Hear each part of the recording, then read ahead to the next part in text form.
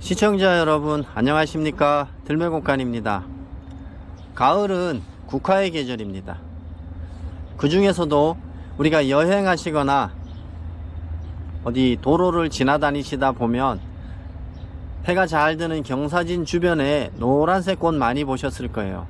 그 꽃이 우리나라 전국에 자생을 하는데 산국이라고 부릅니다. 사실 산국도 약으로 쓰기는 하는데 독성이 조금 있어서 법제하는 과정을 거쳐야 됩니다. 요즘에는 귀찮은 거 싫어하고 편한 거 좋아하시잖아요.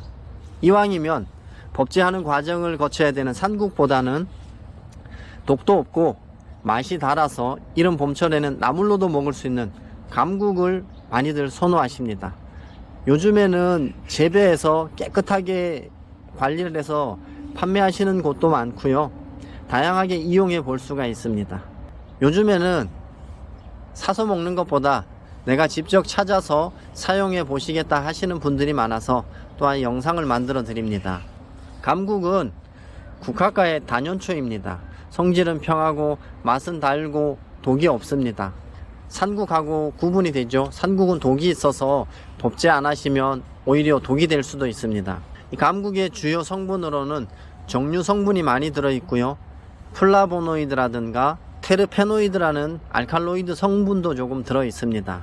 이러한 성분들이 우리 몸의 두통을 없애주고 간에 열을 내려주고 한다고 하는데요. 양리 연구를 통해서 항균 작용, 항염 작용, 항바이러스 작용을 하는 것을 밝혀냈고요.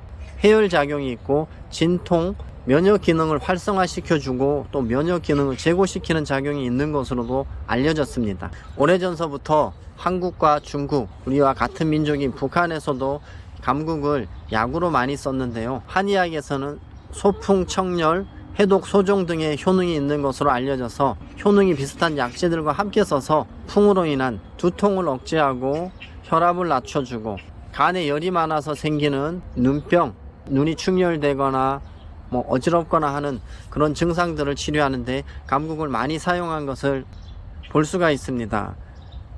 최근에 중국 쪽에서는 다양한 임상 실험을 해서 감국에서는 다양한 염증을 치료하는 항염작용이 있고 면역력을 조절하는 작용이 있는 것으로 밝혀졌고요. 심혈관계 질환을 치료하는 데 감국이 도움이 된다고 또 밝혀낸 것을 알 수가 있습니다.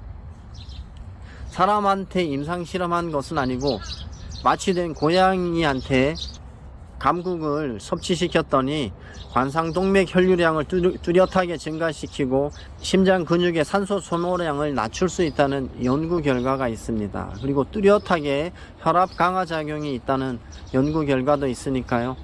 독이 없는 것이니까 차로만 즐기셔도 이러한 증상을 예방하는 데 도움을 받을 수가 있을 것입니다. 항산화 작용이 있는 것으로도 알려졌고 다양한 증상의 종양에다가 실험을 해봤는데 그 중에서도 전립선 암세포하고 백혈병 세포에 뚜렷한 반응을 보이면서 전립선 암세포, 백혈병 세포의 증식을 억제하는 것으로 알려졌습니다. 북한에서도 오래전부터 감국을 약으로 사용했는데요. 북한에서 펴낸 동의학 사전이라는 책에서 보면 가을에 꽃을 따서 바람이 잘 통하는 그늘에서 말려서 쓰는데 맛은 달고 성질은 평하다. 폐경과 간경에 작용하는데 풍뇨를 없애고 눈을 밝게 하고 해독하는 작용을 하는데 또한 해열 작용도 하고 강압 작용, 심장 혈관 확장 작용도 한다. 억균 작용을 하면서 항바이러스 작용 등이 실험적으로 밝혀졌다고 기록하고 있습니다. 간에 열이 많아서 머리가 무겁고 어지러우면서 아픈데 그리고 눈이 빨갛게 충혈되면서 눈물이 나오는데 관절통이나 옹종, 정창, 고혈압 등에 사용한다고 기록하고 있습니다. 사용 방법도 나와 있는데요. 꽃을 하루 4g에서 15g을 물로 달여서 드시거나 아니면은 알약을 만들어서 먹는다고 기록하고 있고요. 달여서 차처럼 늘 마시면 위에서 언급한 그런 질병에 예방하는 데도 도움이 된다고 기록하고 있습니다. 세계적인 의서인 동의보감에서도 감국을 이야기하고 있는데요. 성질은 평하고 맛이 달고 독이 없다. 장과 위를 편안하게 하고 오맥을 좋게 하면서 팔다리를 잘 놀리게 하고 풍병 때문에 어지러운 것과 두통에도 쓰이고 또 눈의 정혈을 돕고 눈물이 나는 것을 멈추고 머리와 눈을 시원하게 하고 풍습비를 치료한다고 기록하고 있습니다. 동의보감 기록에 보면 들국화, 감국은 음력 1월에 뿌리를 캐서 쓰고 3월에는 잎을 따서 나물로 먹고 5월에는 줄기를 베어서 쓰고 9월에는 꽃을 따서 차로 마시고 11월에는 씨를 받아서 그늘에 말려서 약으로 쓴다고 기록할 만큼 뿌리, 줄기, 꽃, 잎 어느 것 하나 버릴 것이 없는 감국이라고 소개되어 있습니다. 이처럼 아주 뛰어난 효능을 보이는 감국 찾아서 쓰셔야 될 거 아니에요. 초보자 시청자분들은 이거 모를 수 있잖아요.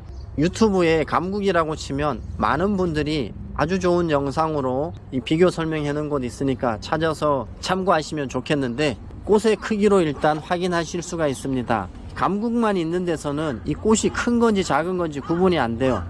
하지만 감국, 산국 비교해 놓고 보면 감국이 훨씬 크다는 것을 알 수가 있고요. 대부분 식물 도감이나 야생화 도감에 보면 감국은 올라올 때 줄기가 자주색이라고 표현을 합니다.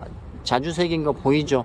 그런데 성장했을 때 이 초록색인 것도 많이 보이거든요. 같은 폭인데 하나는 자주색이고 하나는 초록색이에요.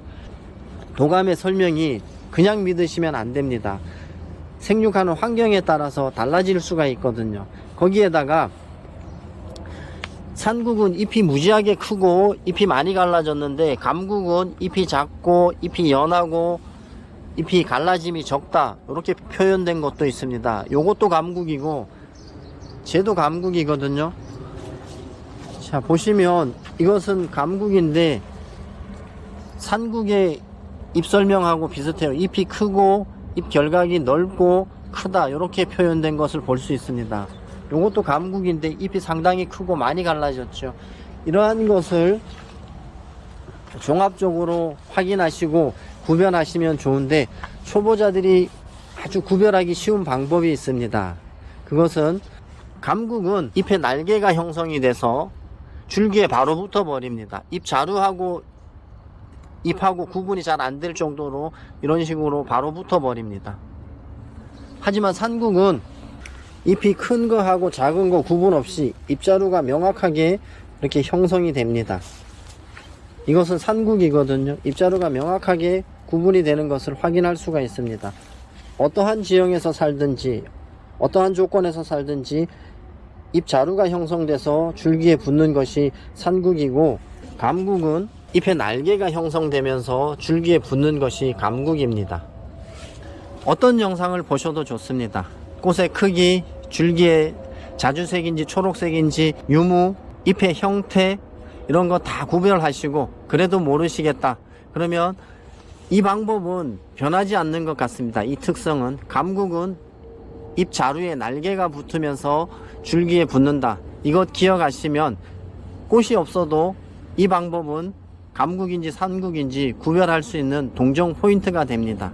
이 방법도 100% 확실하다고 저는 주장하지는 않지만 아직까지는 이 방법보다 더 확실한 구별 포인트가 없는 것 같습니다. 다양하게 구별 방법을 참조하셔서 독이 없는 감국을 찾아서 이용해 보시면 좋을 것 같고요.